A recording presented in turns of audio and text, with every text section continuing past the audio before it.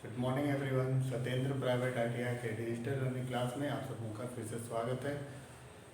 आज हम लोग मेटल चैप्टर में एक नया टॉपिक देखेंगे जो कि है wrought iron.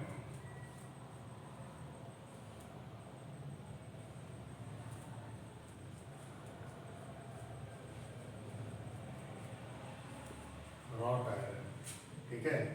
Rot wrought iron एक प्रकार का शुद्ध लोहा होता है, ठीक है।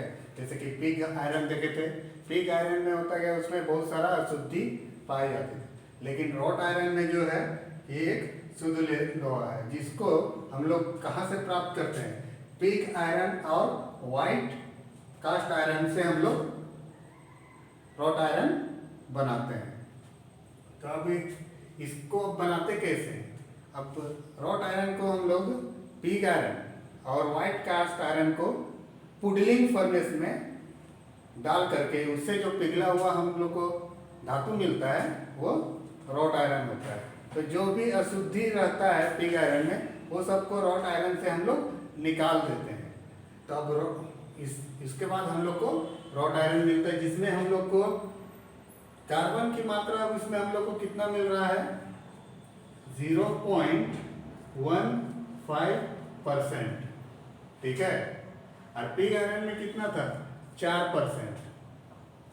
अंतर आप लोग देख रहे हैं, इसीलिए रॉट आयरन को शुद्ध लोहा कहा गया है, ठीक है, क्योंकि इसमें कार्बन की मात्रा बहुत कम है। अब इसका प्रॉपर्टीज क्या है रॉट आयरन का हम लोग देखेंगे।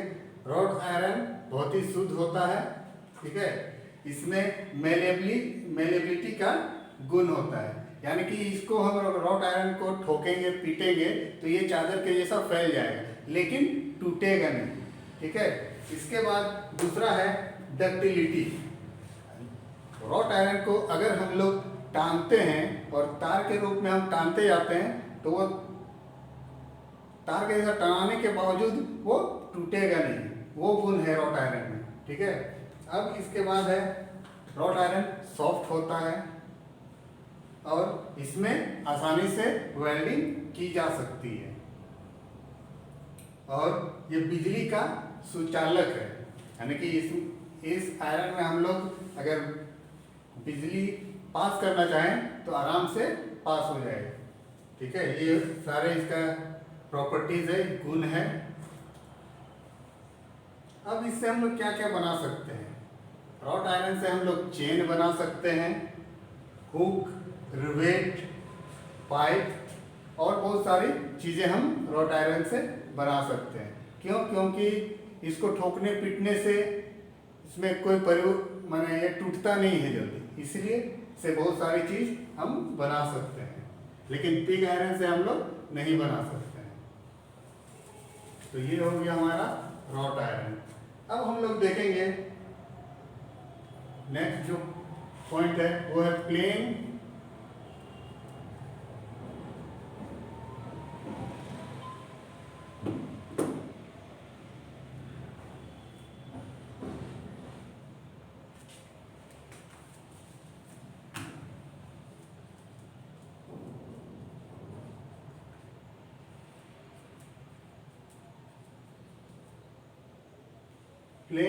Carbon steel.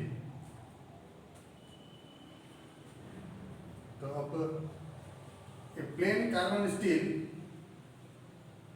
ये लोहा और कार्बन का को मिला करके बनता है, ठीक है। जब हम ध्यान देंगे लोहा और कार्बन को मिला करके प्लेन कार्बन स्टील हम लोग बनाते हैं।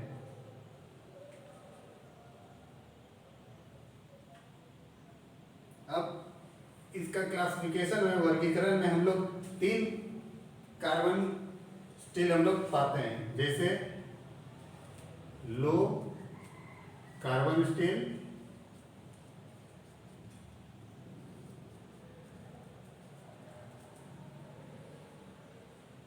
मीडियम कार्बन स्टील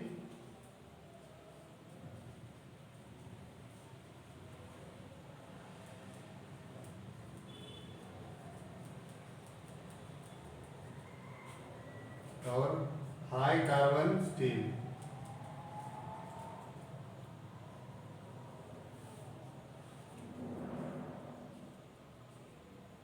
ये 3 आता है, लो कार्बन, मीडियम कार्बन और हाई कार्बन स्टील। ठीक है, अब इसमें हम लोग देखेंगे low carbon steel. Low carbon steel में कार्बन की मात्रा जो होती है वो 0.25% होती है। ठीक है, और इसको जो है माइल्ड स्टील भी हम लोग कहते हैं। ठीक है, अब इसका प्रॉपर्टीज हम लोग देखेंगे कि इसका गुण क्या क्या है। लो कार्बन स्टील को हम लोग फोर्जिंग कर सकते हैं, इसमें आसानी से वेल्डिंग कर सकते हैं, इसको मशीनिंग भी हम लोग कर सकते हैं। ठीक है, इसमें डक्टिलिटी भी होता है, मेलेबिलिटी भी होता है। ठीक है, लेकिन इसको हार्ड एंड टेम्पर्ड हम लोग नहीं कर सकते इस स्टील को। ठीक है, इसको ठोक पीट के चादर बना सकते हैं, तार बना सकते हैं, वेल्डिंग कर सकते हैं, सारा कुछ कर सकते हैं, लेकिन इसको हार्ड एंड टेम्पर्ड हम लोग नहीं कर सकते हैं। अब दूसरा है medium carbon steel. Medium carbon steel में कार्बन का मात्रा जो है 0.25% से 0.7% इसमें कार्बन होता है। ठीक है, अब मीडियम कार्बन स्टील का गुण क्या क्या है। ठीक है, इसका जो गुण है ये हार्ड और स्ट्रॉन्ग होता है। ठीक है, ये माइल्ड स्टील के अपेक्षा डक्टाइल और मेलेबल होता है। यानी लो कार्बन स्टील में जो मेलेबिलिटी है उससे अधिक मीडियम कार्बन स्टील में होता है। ठीक है,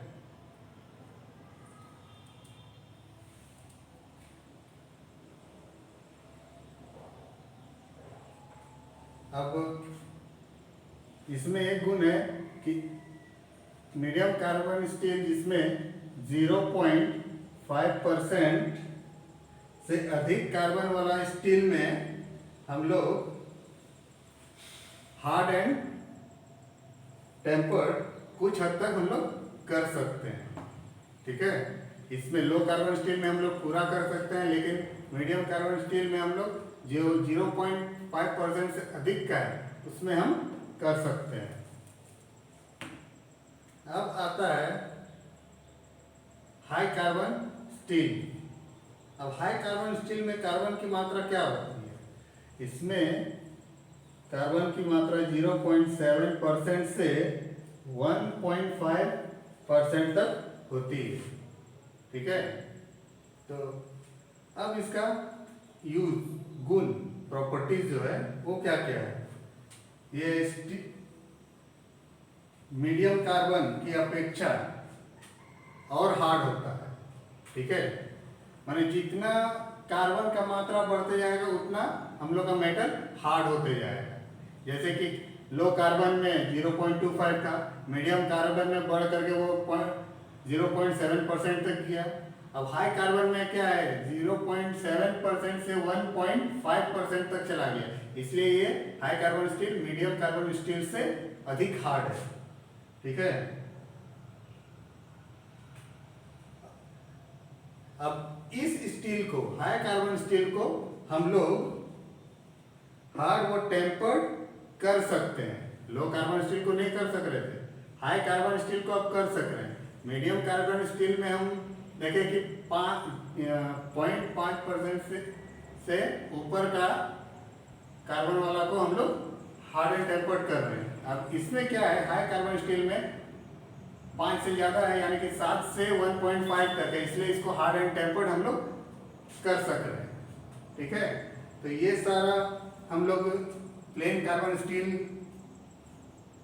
के बारे में देखें। ये 3 होता है। ठीक है, तीनों का अलग अलग गुण है, तीनों में अलग अलग % कार्बन है। इसमें सिर्फ जितना ज़्यादा कार्बन हम जिस मेटल में पाएंगे उसको हार्ड एंड टेम्पर्ड करेंगे। ठीक है, तो आज के लिए इतना ही। नेक्स्ट क्लास में फिर नया टॉपिक लेके आएंगे। धन्यवाद।